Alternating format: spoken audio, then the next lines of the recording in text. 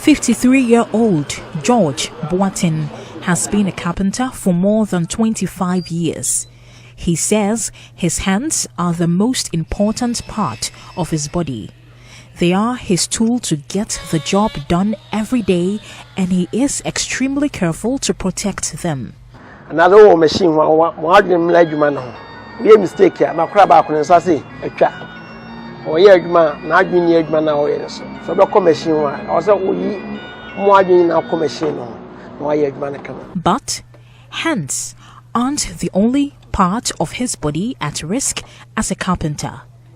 Exposure to dust and chemicals in the course of everyday work can damage an even more critical part of a carpenter's body, the respiratory organs. That's according to the head of the respiratory unit at the Komfo-Anokye Teaching Hospital in the Ashanti region, Dr. Divine Amenuke. The fine sawdust have got different sizes in terms of the type of food that is used, whether it's hard or soft.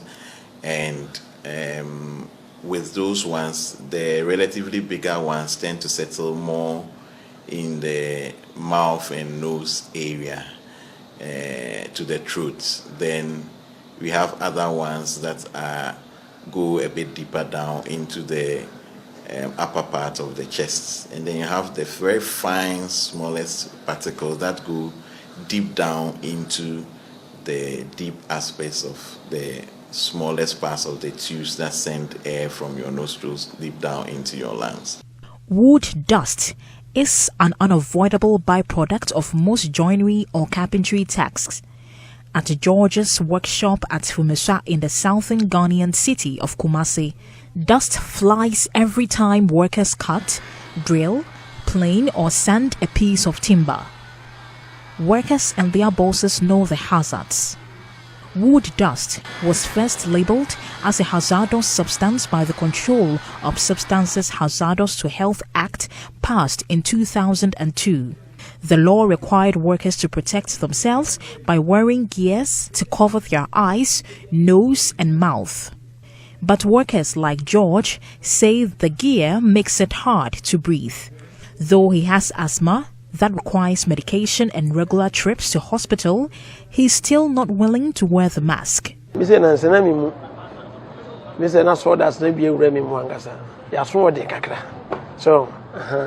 the also can start here and question nose mask. So, to wear man problem be a bit. Because to everyone to know, only use nose mask, but never how. We travel to the town of Sokoban on the outskirts of Kumasi to the biggest woodworking center in West Africa, the Sokoban Wood Village. 20,000 workers cut, shape and treat wood here. The village is divided into the lumber sellers and artisan section. The artisans sand and drill all day, every day, producing a mountain of dust. Behind me are fine sawdust particles on the ground. Fortunately, I am protected because I am wearing a mask. But for the furniture workers here, these woodworkers, they stand a risk of having so many infections as a result of their failing to wear protective gears like the nose mask. Sokoban Wood Village is no different from George Boateng's carpentry shop at Fumisha. A walk through the artisan section finds only a few are wearing masks. 47-year-old Akwesi Nest is one of them. Respiratory health is of little concern to Akwesi. This is despite the fact that 20 years working here have begun to take a toll.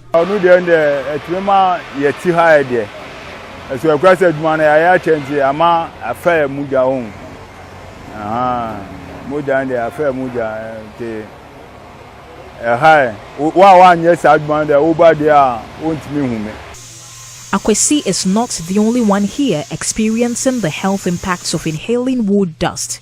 Kweku Amwa also works without any protective gear.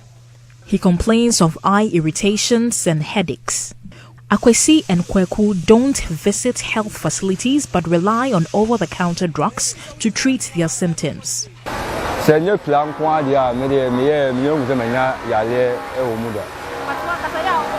Opa check-up.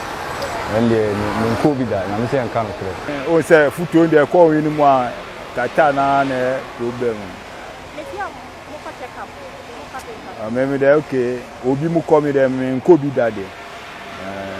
Akwesi says a number of his colleagues have fallen out of the job due to the inability to stand the air quality at the artisanal section. But still, they don't see a major health threat and refuse to wear the masks that will protect them. one thing is that, the cartel here, and soon become a mountain air and a dark and what shall you see, Anna? And so they're going in a manner and a pressure. Oh, yeah, no, we now have there. I say, the amount of them now, dear, Wood dust inhalation or exposure can cause a range of health symptoms ranging from subtle to severe. These include irritation to the eyes, nose and throat, asthma, and in rare cases, cancer.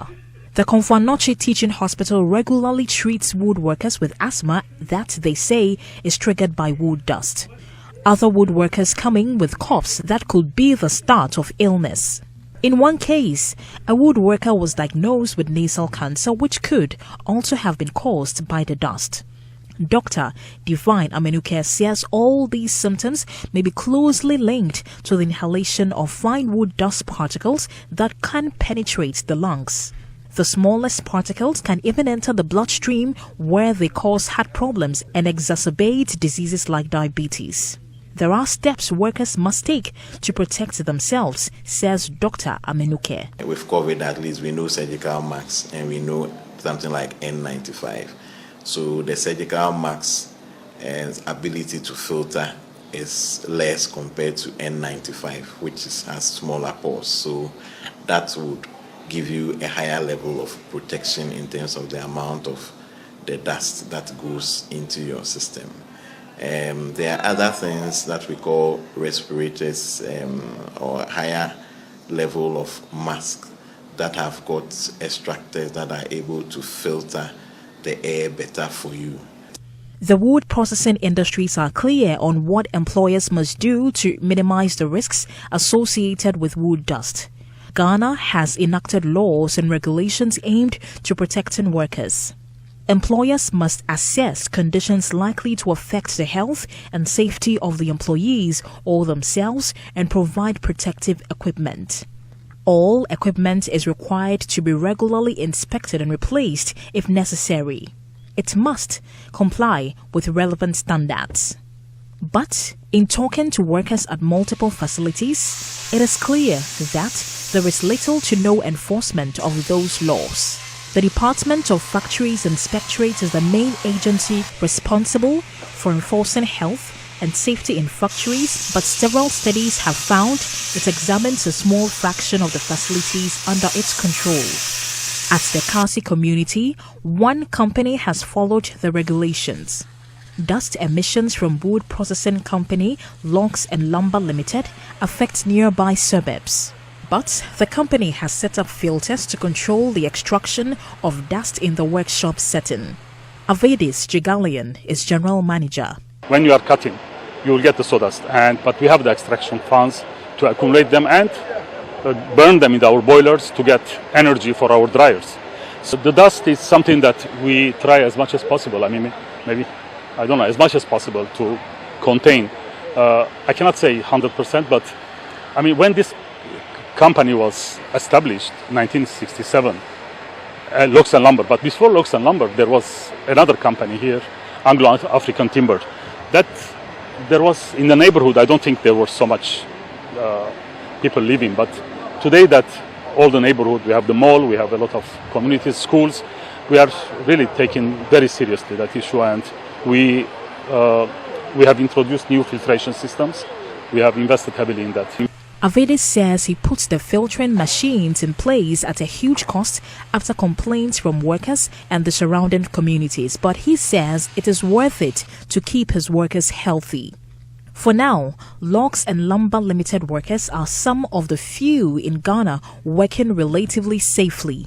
Experts say these protections will need to spread across the industry if Ghana's woodworkers are not to face a growing burden of illness.